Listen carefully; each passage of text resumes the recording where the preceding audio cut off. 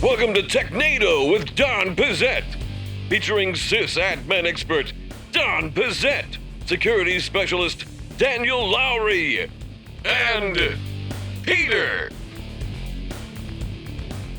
Hello and welcome to Technado with Don Pizzette. I'm your host, Peter Van Rysdam, and I am joined this week by Don Pizzette. Don, how you doing? I am doing great. We got a fun week ahead of us. A lot of times we have a ton of security articles, but this week, I think we have a little bit of security, but mostly more general tech stuff. A lot of exciting things going on right now. And building up for the Apple event, which is actually happening right as this podcast is being released. So we'll cover Apple next week. So this week's more general tech. Oh, that's what Daniel's been paying attention to on his phone this whole time. Loves the Apple technology. Daniel, how are you? That's none of your damn business, Peter, and I'll thank you for staying out of my personal affairs. I'm going to ask every week because it's a nice thing to do. You ever notice how, like, British people, instead of saying, how are you, they say, are you okay? Do they really? Yeah, which was weird to me because if you said that to someone here, you're like, what do I look sick? Yeah, do I look like I've been abused? Or Is there something on me? Yeah. Like, are you all right? Yeah. Yes, I am. I'm just fine, thank you. All right, well, let's get started. Yeah, just a little backed up. Yeah. Let's get started this week with our first article from TechCrunch.com.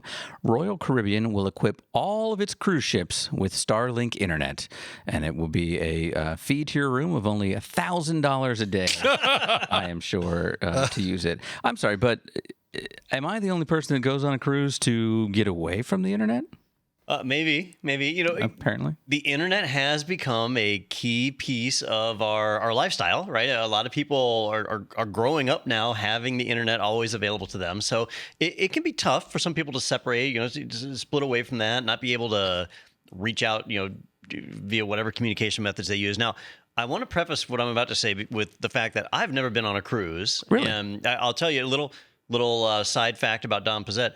I don't know how to swim. And really, I never learned how to swim. I actually knew that. This is next week's episode.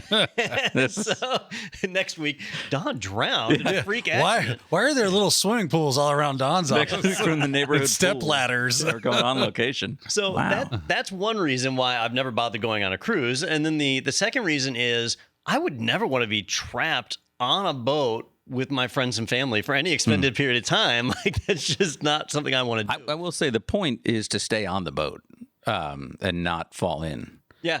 I've been on many cruises and I've never ended up in the water accidentally. So You're a professional. You could avoid that. You meet the right guy, and it'll happen. But Starlink. Yeah. So having not been on a cruise, when I read this article, I thought it was a great idea. I thought, wow, Starlink is perfect for this. They've got their satellites, they're all over the place. You throw a dish on top of the boat and off you go. The pricing is apparently exorbitant for this, just as far as Starlink's own charges. If you want a mobile commercial connection, they charge $5,000 a month, which is pretty outrageous. For the whole boat, though? Per boat? Per boat, yeah. I don't make that back in a day. I believe it's per dish. They might have more than one dish. Well, that's the crazy thing. In this Whoa. article, there's an image down here with 6 dishes in just this one little shot. I'm like, are these all around the boat like that? So I thought, hey, that's an outrageous cost, but having never been on a cruise, I didn't realize apparently internet access on a cruise is outrageously expensive. You go back to like dial-up days of paying by the minute, where you're like, how long have I been on? Because, I have 15 minutes and, if I don't, then they charge me X number a minute. I mean, that's the last time I used internet on a cruise, which was a while ago, because I think I did that once and realized, like, I just spent $150 on internet. Now, was internet available all the time on the cruise or only when you were near shore?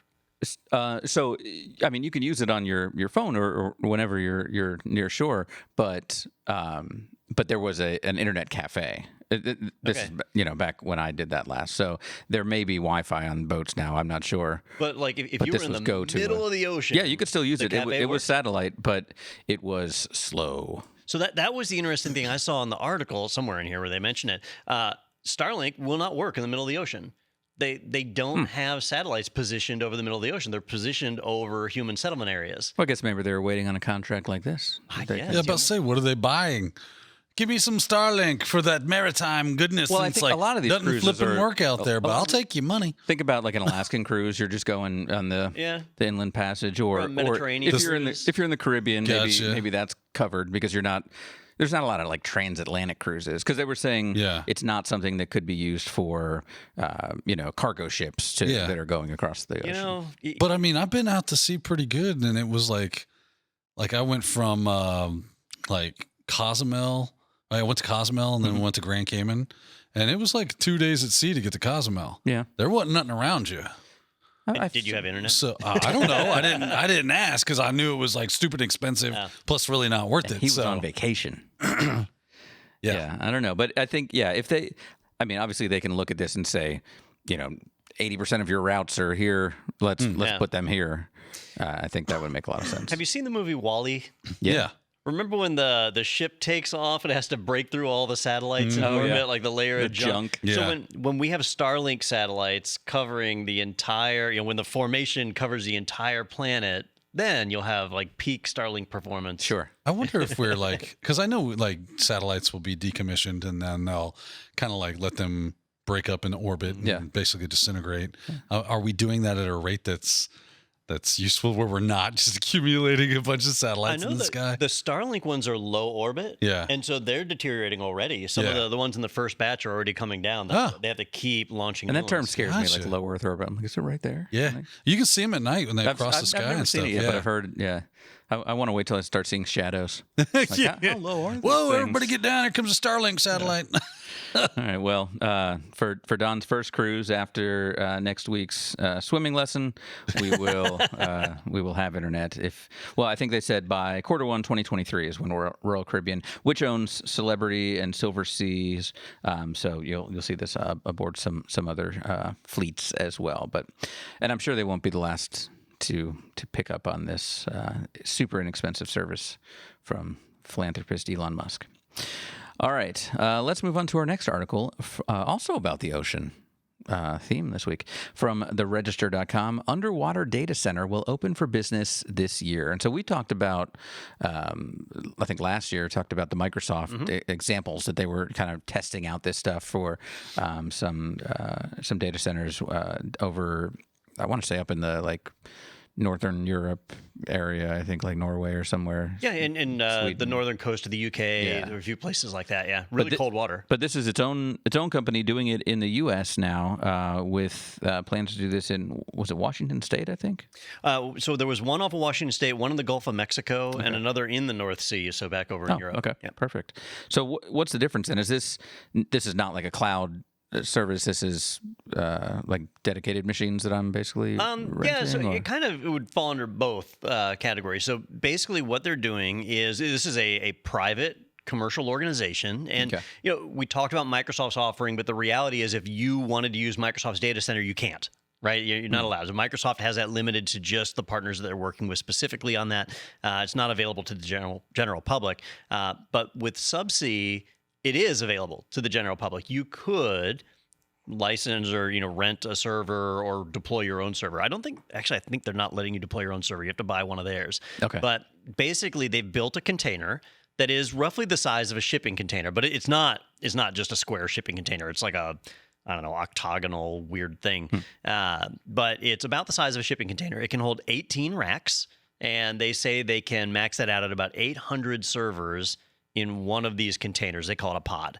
The pod itself is actually really cool because it doesn't, I thought in Microsoft's case, I thought they were like putting a different gas in there. It wasn't air, it was something else that was a gas. Okay. But in this one, they're actually filling it up with a dielectric coolant. I thought that was the coolest part of this. I did a little more research on that afterwards. I'm like, I didn't realize that those things existed. So it's a liquid that basically the servers can sit in, but it doesn't transmit electricity. Right, yeah. It's like the abyss for servers. That's exactly what I thought of, the liquid oxygen and stuff. Your lungs will remember. Yeah. Oh, my God. You breathe liquid for 9 months, your lungs will remember. Yep. That little mouse. Yeah. Yes. Movie. Water aliens. So basically, what I thought was interesting, though, so this is technology we've heard about that we know is coming. I was surprised at how shallow they're going with it. It's only 900 feet down. 7 inches. There it is. Yeah. One of them was 900 feet. The other one was even more shallow, so that you could actually see it from the surface. And so, well, they said that was more of like their showpiece one to show clients. Oh, is that the intention? Yeah. I'll find I didn't catch that part. spot. But that's the one in Washington, I think. They said, well, they were saying how quickly they can get them up if someone needs to physically access the servers and things. But they said, yeah, Jules Verne, which is the one out in Washington, will likely not be used by many customers, as Subsea expects to use it mostly to demonstrate compliance to organizations and advocates that will be inspecting the pod and site. So that could disrupt client operations. Now, you mentioned repairing a unit. If they need to repair or replace a unit, they have to bring the entire pod up. So that's better than bringing someone down, I guess. Well, if there's 800 servers in that pod and you have 2 servers. Well, does bringing it up mean it has to come offline? I don't know. If it's probably already offline at that point. Something's wrong, right? Well, if something's just wrong with your server, maybe. Yeah. So with Microsoft, what their plan was they just planned for a certain failure rate. Okay. And so we'll just leave the dead servers in there. And I think it was something like 18%, that 18% of the nodes could fail, and they would just fail over to other systems. So I don't know if these guys, I have to imagine they're doing the same thing, because bringing up a pod like this, that's a pretty big deal. And the chance of you accidentally unplugging it while it's being brought up seems pretty high. I don't know, but it's interesting. So going back to the cruise ships, would it be cheaper to just run a cable from one of these? If the ship just stayed in one place, yes. I mean, you could have it kind of tether out. Get one of those little stretchy cables. Like the garden hose thing? Yeah, it expands. Pocket hose. As it fills with internet, it expands, and then when you empty the internet out, it shrinks. If you are just listening to this episode, you are really missing out on Peter's hand gestures, which really, I think, just sum up that article. I'd like to you just take that, and you can put different closed captioning with my hand motions. All right. Anyhow, underwater data centers coming to an ocean near you. It's real now. Yeah, because Microsoft was just like showing off the technology, right? It wasn't in production. So this is in production now, and it's happening. We'll have to see if 2 years from now whether or not Subsea is still in business. That's a whole different story. Yeah, your data's just down there. Yeah, we're out of money. We can't even bring that thing up. Broke if you want your data, you can. Here's a snorkel. Yeah, and careful because there's a bunch of liquid. Beats in their there, previous idea, which was to stick it in alleys behind bars, and people would just drunk get out there and pee on them. That didn't work as good as they had hoped. Sense. Yeah, I know some neighborhoods where you could put those and keep them renewable energy. Right there. Cool. There. Yeah. You know what else is cold is space. I wonder if they've thought about putting servers up. Yeah, they don't have a cable long enough. Yeah, that's the problem. They're working on it. The boats that's there, they're going to start and see if they can get boat length. That low Earth orbit, you think they'd be able to drop the cable down. All right. Our next article is from windowscentral.com, and there's an update on this one. The fix is live. But Windows Defender is reporting a false positive threat, behavior:/Hive.ZY, and it is nothing to be worried about. So basically, people were seeing something pop up saying you have it's like a persistent long-term threat or something, but or a recurring threat, but it's nothing. Yeah, false positives happen. Any antivirus software out there can do it. And tell my doctor. Yeah. One day you go and you download an application that is safe and trustworthy, and you get a false positive, a red flag. Normally, we take that and just upload it to VirusTotal, or send the hash up to VirusTotal and see if other people are flagging it. So you can spot them pretty easily. The reason this one's significant, the reason I wanted to talk about it today, is what was generating the false positive, because this wasn't tied to a single application. It was any Chromium-based web browser or any Electron-based app, which tons of applications are Electron-based these days. And so this was like a massive false positive, which means this isn't like 100 people saw this notice. This is tens of thousands of people woke up yesterday and had you have an infection, Win32/Hive.ZY is on your system, panic. And it took about 6 hours for the Windows Defender team to correct that and get it pushed out, which is a pretty short turnaround time. But more and more people rely on Windows Defender as their antivirus and don't use third-party products. And so this is a pretty big one. Now, when I started researching this, I hadn't heard of Hive.ZY, so I started searching. First off, it was a nightmare to search on it because everything was current. I had to do like a fancy Google filter to block new stuff, which led me to discover that this happened back in April as well. So this is the second time it's happened. You'd think that they would be a little more Fool cautious. me once, Yeah. And Microsoft Edge is technically Chromium-based. Yeah, I was going to say their own browser is going to be throwing false positives. So it's a weird one, but if you're a IT administrator and you manage centralized antivirus for your organization, you're probably going to see some of these Hive.ZY infections pop up. Don't ignore them because sure, maybe some are false positives, but you could actually have this infection out there, so you don't want to be complacent.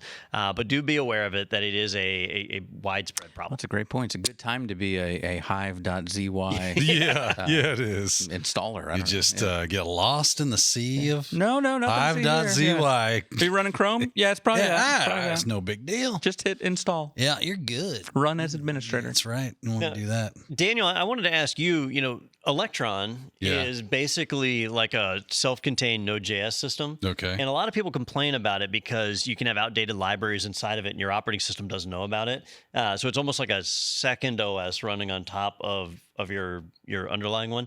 Have you done any Node.js hacking or messed around with that ecosystem? No. All the Java, that's JavaScript, right? Yeah. I've fiddled around with some JavaScript stuff before, but not like extensively.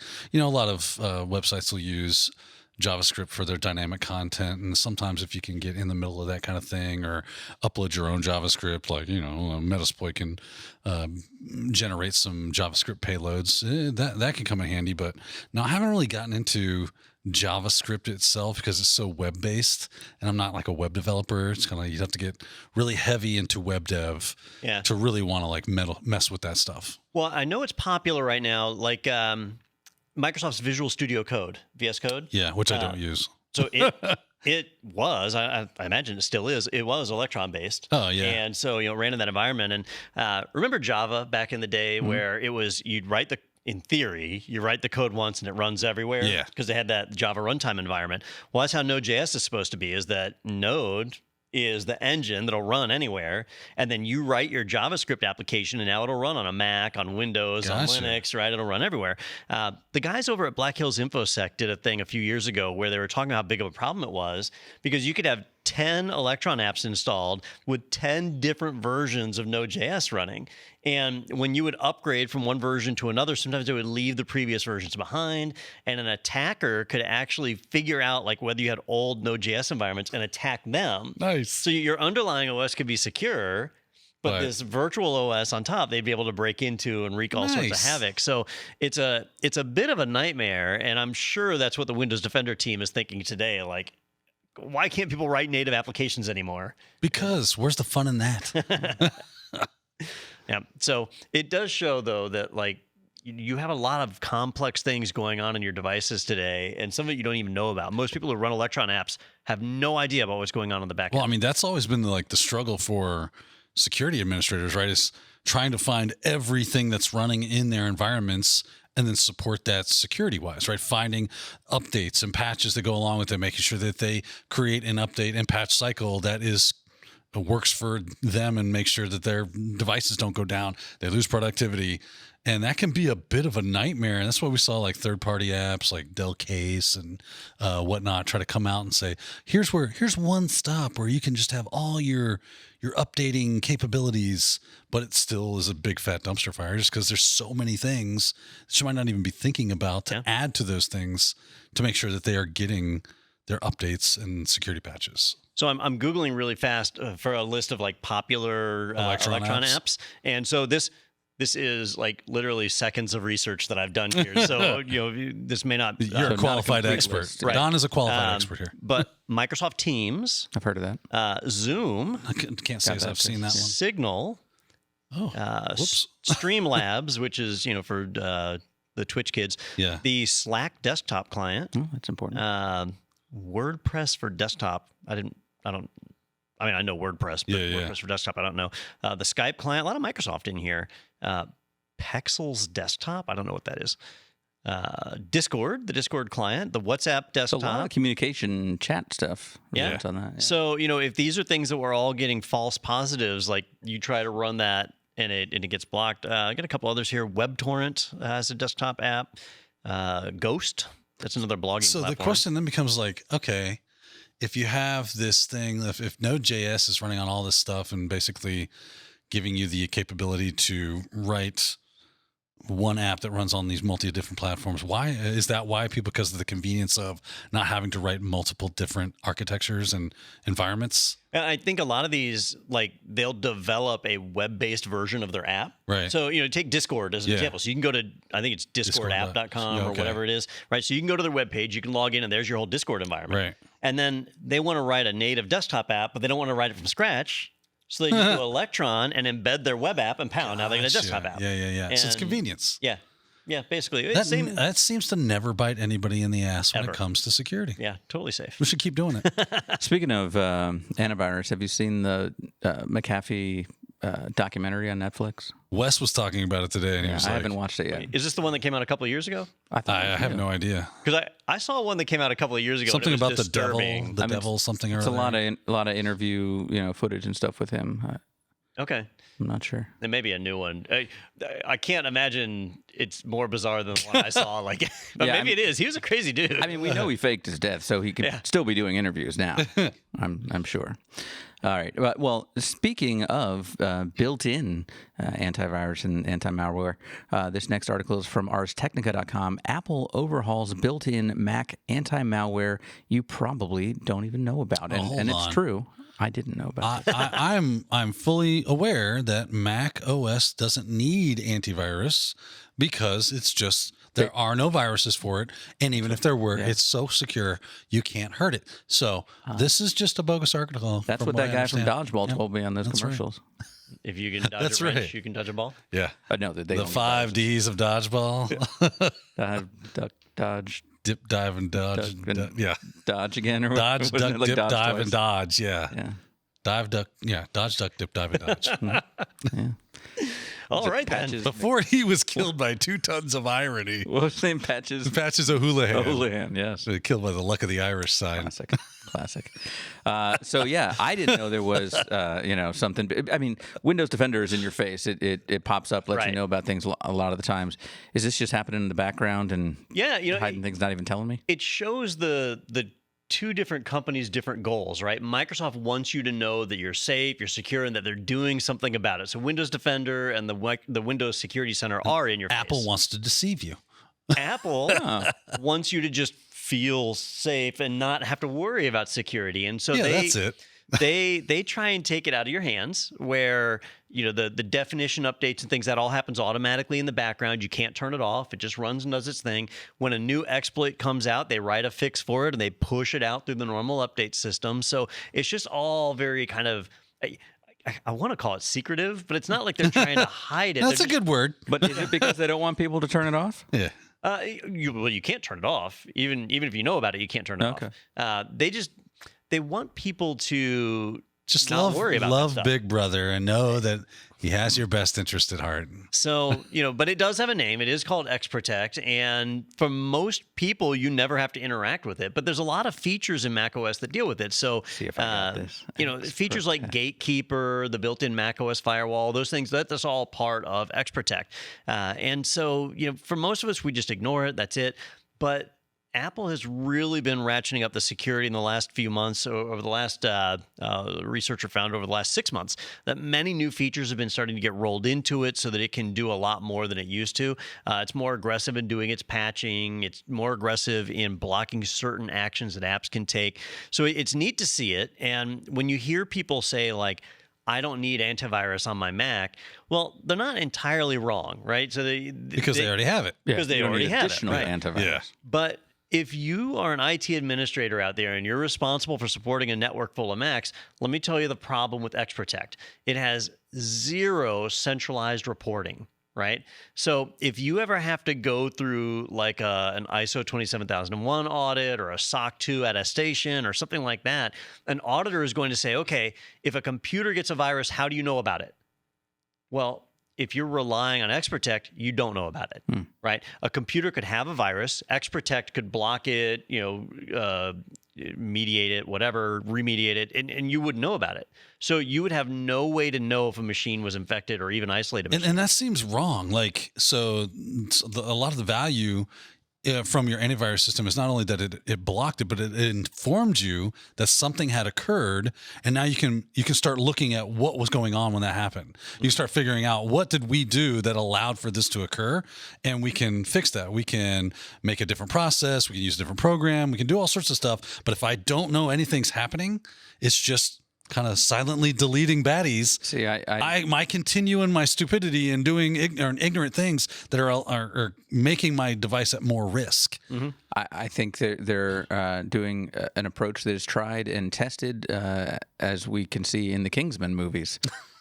Where they have all the headlines on the walls of all the ridiculous things that happened on days where they thwarted attacks against the government, and those weren't in the news. No one knew about them, and they're taking the same approach. They're and the silent professionals. Yeah, silent but deadly. Oh wait, that's a different thing. That's a really different thing. So, if I wanted to, if I, was a security researcher, or someone that just knew more about computers, could I get into the log and see what my system has stopped? Some of it can be exposed. You have to dig deep. Okay. In the macOS console app, you can pull up some of the log files and see it there, but it's still not centralized logging. There's not a nice GUI. Could you use oh geez, what's the dang thing that Linux does? Like syslog. Syslog, thank journal. you. Yeah, it was like my mind was. So on macOS, if you just pull up the console app, it's called Console. Yeah, it shows effectively the syslog on macOS. Gotcha. Yeah, you can see that. But my personal recommendation is it's still worth it to get third-party anti-malware, antivirus. So like back in our day job, we use Sophos Intercept X because of XDR and all that other stuff. So it does that centralized reporting for us, and I don't get paid a commission. It's just I'm just saying that's what we do use. Just having that reporting is a big piece of it. But also, if a machine is infected, you can isolate that machine. Now, you say you can't turn it off. Does that mean normally you shouldn't be able to turn it off, but if you dug into the terminal or whatever and sudoed some commands, you could actually disable it? I can't remember the name of it offhand, but like in Windows, you have the system integrity protection. Yeah. And so if you want to mess around with any of that back-end stuff, you have to disable that. And then your system displays a warning every time you boot and all that. Yeah. That's how Mac OS is. Gotcha. You have to take it out of its protected mode. And so it's a freaking nightmare if you do that. Yeah. You would not want to do that. Okay. Well, if I recall from a few months ago, isn't there now Windows Defender for Mac? There is, yeah. So I should go ahead and toss that on here on top. Well, it's still kind of in beta, and it does not have centralized reporting yet either. So whereas a Sophos does. Yeah. But I want to know if I accidentally open a Chromium-based browser or Teams, I want them to let me know that, hey, whoa. You've done it now. Yep. All right. Well, we've recognized this is a Microsoft product. No. And even though we are a Microsoft product as well. Well, leave that part out. We've got a couple of crazy articles, kind of the odd and unbelievable from this week to get to. But we're going to take a quick break first and come back and cover those right after this on Technado with Don Pizzette. Welcome to IT Pro TV, an e-learning company with thousands of hours of engaging video training for IT professionals with fresh content added daily. What makes IT Pro TV stand out? It all starts with our edutainers, who create better than classroom experiences for training you look forward to watching. So an edutainer is someone who takes a topic, an educational topic, and makes it more fun, enjoyable. My vision for IT Pro TV was to make the product that I wish I had when I got started. The dashboard is great because you can actually pick up right where you left off. You can also end up seeing new courses that are available to you, and with a membership, you have access to a variety of study tools. Follow along with virtual labs and test your skills with practice tests. And unlike traditional training, you aren't handcuffed to your desk. Sure, you can watch from there or from your couch with Apple TV and Roku apps, or from anywhere with mobile apps. The training is even available for download. If you're ready to watch and learn with the IT pros, check out the flexible membership choices online today at www.itpro.tv. Do you know what's better than being an IT Pro TV member? Being a member for free. Hi, I'm Don Pizzette, co-founder and edutainer here at IT Pro TV.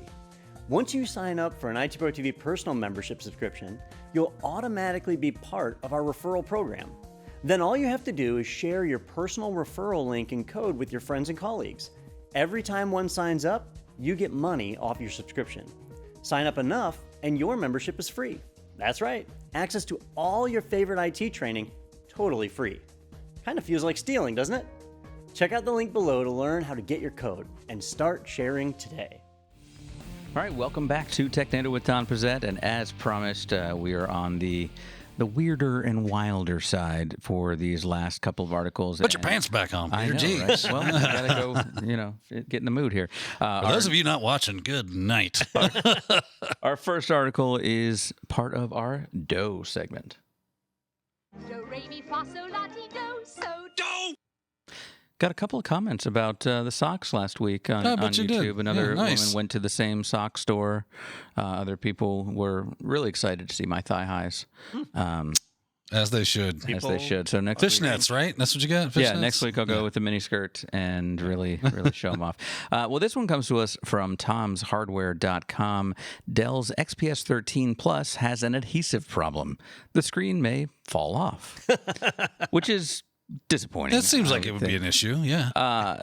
Yeah, I mean, computers get hot, and I know that heat is not great with adhesive. So, I mean, is that what's happening here? We just picked the wrong bottle of glue? No, in this case, it's just crappy adhesive. On modern laptops, there's next to no They were bezel. using Elmer's. Yeah. Like, we're out of the real... Just grab some Do I Elmer's. go with the white or that, like, honey-looking pasty the thing? clear one. Yeah, what was that? The delicious one. In the olden days, laptops had huge bezels, and if you ever took them apart, you take that plastic bezel off, and there were screws that would hold the screen on. Mm-hmm. But now we don't have a bezel anymore, and so there's not enough room for them to screw in like they used to, and so it's glued on there. If you've done any work inside of a display recently, you know that you got to use a heat gun or whatever to remove the display to melt that adhesive. Well, there was a manufacturer's defect with the adhesive that Dell was using in their XPS 13. So if you bought a Dell XPS 13 within the last 12 months or so, it has to be recent, that you may actually have this defective adhesive. And basically, it just starts to get too weak to hold the screen on, and the screen can literally fall off. And it's specific to the OLED, not the LCD models. So I don't know if that relates to the weight of the screen or the heat that screen produces versus the LCD. But may well be. I will say it's a sweet-looking machine, though, Don. It certainly is. Yeah, I mean, it had me at the stick. And you can hide things then behind the display. Secret pocket. Yeah. Now, allegedly, Dell knows exactly who purchased these units that are affected. Like they've got it down to the manufacturing batch that's affected, and so they are actively reaching out to the people that have it. But if you have like a company issued machine, or it's not registered to your name, it's registered to somebody else, then you might not get that notification. So just examine your screen while it's still under warranty. You want to get it fixed while it's under warranty, because they charge exorbitant prices later on. But it's just a weird one. It's something we don't think about. Like every day I grab my laptop and I don't think about by is the screen screen going to fall right? off. You grab it by the screen. Yeah, definitely. Yeah. I like to twist it, Yeah, you test it, right? So everyone involved will be sent a new bottle of glue. Yeah. That they can you just squeeze it around the edge. That's right. No, it turns out it's more like a postage stamp. You just need to lick it and then pop it right back in. That's good to know. Now, do you unplug it first, or No, make sure the Ride the battery's lightning. fully? Like living life on the edge. Yeah, it's like licking a 9-volt battery. That's just fun. I have never been one of those people. I do not. I've done it, and you're like, hell no, I ain't doing that anymore. I'll get a tester. It's not like they're $7,000 for a battery tester. I did it once. I've been chasing the dragon ever since then. Yeah. I mean, eventually you just don't get the same effect. You got to switch to the bottom of your tongue. Yeah. You got to switch to those big flashlight batteries. Yeah. So I saw an article one time that talked about those batteries that if you on some of them, if you pop the top off of them, it's a bunch of AAA batteries wired together. Kid you not? That's not fair. I was like, you can get like 32 AAA batteries for the price of one of these, which is like that's cheaper. super cheap. Yeah. But then the problem is you get the one that you open up and it's liquid. just Or like, something. Bucket of you acid. got to know which model does that, right? You got to squeeze. You're like in the store, like shaking the Has batteries. this got like acid in it? Flashlights are a whole just business that was completely revolutionized by LEDs. Oh, right? yeah. Like remember back in the 90s having a mag light, right? Oh, yeah, that was the metal big deal. flashlight with 4D batteries in it. Yeah. Now you have these tiny little pen lights with like 1,000 lumens. Yeah. Yeah. And I haven't seen anybody with a mag light in forever. Okay, so I'm a little into like EDC stuff, everyday carry, right? Okay. And flashlights are like a big deal. And you can buy flashlights that you can burn paper with. Wow. Right? It's like a and that lightsaber. fit in your I've pocket. seen some I of those kid in you not, dude. commercials, You go outside and you'll see some of these like demos and stuff in the pitch at night. And it is like daytime when you turn these things on. It fits in your pocket. Yeah, super cool technology now with flashlights. Do you actively carry a flashlight? I normally do. I have one on me right now. I don't have my. Let's see it. I'll show it to you. Prove it. Show it to the camera. Let's mess up the. That's 100 lumens. all right, let's shine it right in the camera. Can we Right? shine it right in the Yeah, camera? turn it on here. Just mess with them. Hey, look at that. Yeah, it's Right? pretty bright. It's quite bright. It's Yeah, like it's daylight quite here. bright, and it's just a little bit smaller than Yeah, it's my probably like two knuckles one on my battery. finger. Somebody's going to email us. So what brand is that? So this is Olight, which is one of the more popular brands. They make some high quality See, stuff. here's It's the all problem. aircraft. The cool aluminum thing about and stuff. mag lights is that was a protective item as well to have in your You car. could smack somebody with it. You come at me with that, with that little guy. I mean, I get you on the tooth or something. That's true. No, that would chip a tooth. Now, have you ever been to the Glock subreddit? I have not. If you ever do, go there Apparently, I'm going today. and search for Olight. Okay. Because on there they describe Olight as pocket flashlight / grenade because apparently a couple of them exploded. Yeah, some of them. I mean, you're dealing with some like I've heard of people accidentally turning their flashlights on in their pocket and it burning their skin, right? Because Lord. yeah, you got to be serious really flashlight. careful with the ones you buy. I mean, I turn on my cell phone flashlight in my pocket all the time accidentally. Yeah. It's never injured me. No. Just my battery. There you go. But that's another thing. We were talking about how calculators off the show before we were Yeah. talking about how calculators are with you all the time now. I mean, you've got a flashlight now at all times, so Yeah, usually, that's yeah. probably killed a lot of the flashlight. And I mean, the flashlights now have So to say, those I'm gonna go flashlights super bright. are kind of weak. Yeah. I Yeah. mean, they do the job for simple stuff. That's the thing for my power went out at the house, or, Right. You know, I can Yeah, I just need to see. get over here. Yeah, real quick. But if you need a flashlight that's going to throw a beam for, like, if you're out working on a car, you don't want to use your phone for that. You You're know? hunting for intruders, sure. Right. Yeah, sorry to derail the whole podcast, have, but it's it's important interesting to stuff. see an entire technology market just change, like that, Revolutionize. and people don't even notice. And of course, now they're rechargeable. Like, you can get rechargeable flashlights. You do USB-C just plug that bad and boy bada bang, right? And they use lithium-ion batteries. They last for forever. And you can do these crazy turbocharged lumens on them. Get like 14,000 lumens. Well, speaking of changing and revolutionizing the industry, Oh, our gosh. next article here is part of our segment That Makes No Sense. It make no sense, it make no sense, it make no sense. What you talking about, Willis? All right, this one comes to us from TheVerge.com. Next-gen USB promises to be twice as fast, but using the same cables that you already own. So USB 4 version 2 promises 80 gigabit per second speeds, which these are cables that are currently rated to 40. So Yes. were they just going to like turn up the hose and just push some more through and hope it works? Well, I think this might actually be one case where The Verge is a little bit wrong on this. This is still emerging information, so we'll have to see. But USB is continuing to be one of the most confusing standards that's out there.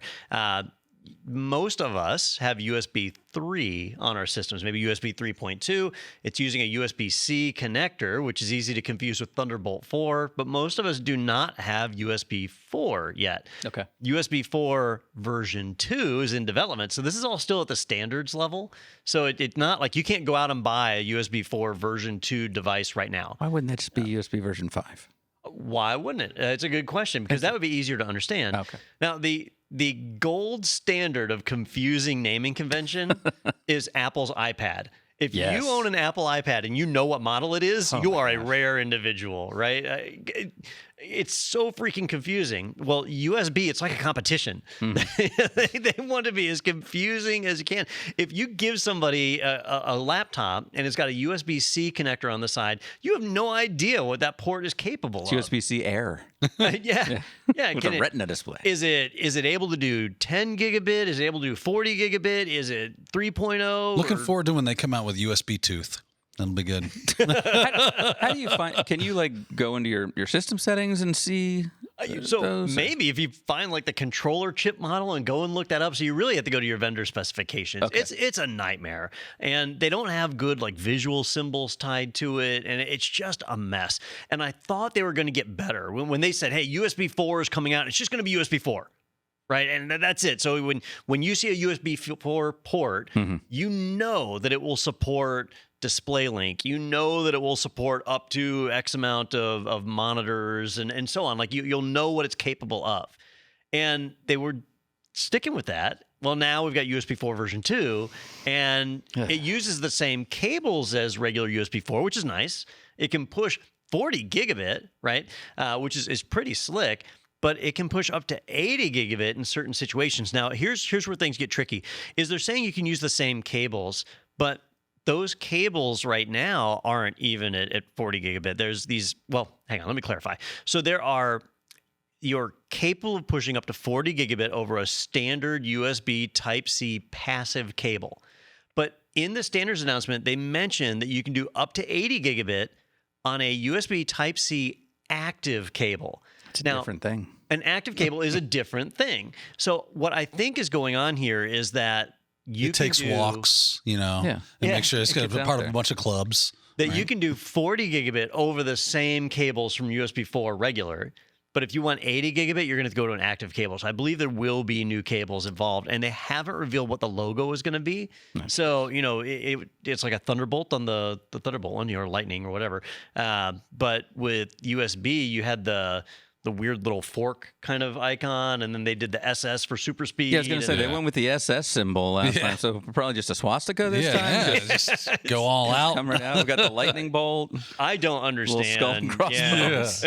Like, they need to hire This is Godwin's law in practice right now. Yeah. So the Iron Cross will be on all the ones that we need to worry about now. That's good to know. I have to imagine it's just a bunch of engineers. Yeah. And they've shunned PR firms. They've shunned focus groups. Like, nope, we're just going to be engineers. They're reading Mein Kampf every day for some strange reason. On their compound. That's nice. Yeah, I thought you were going to have to tape two of these old cables together to still use the same cables and get double the speed, but apparently not. I have a hard time even thinking of a way they could make it more confusing.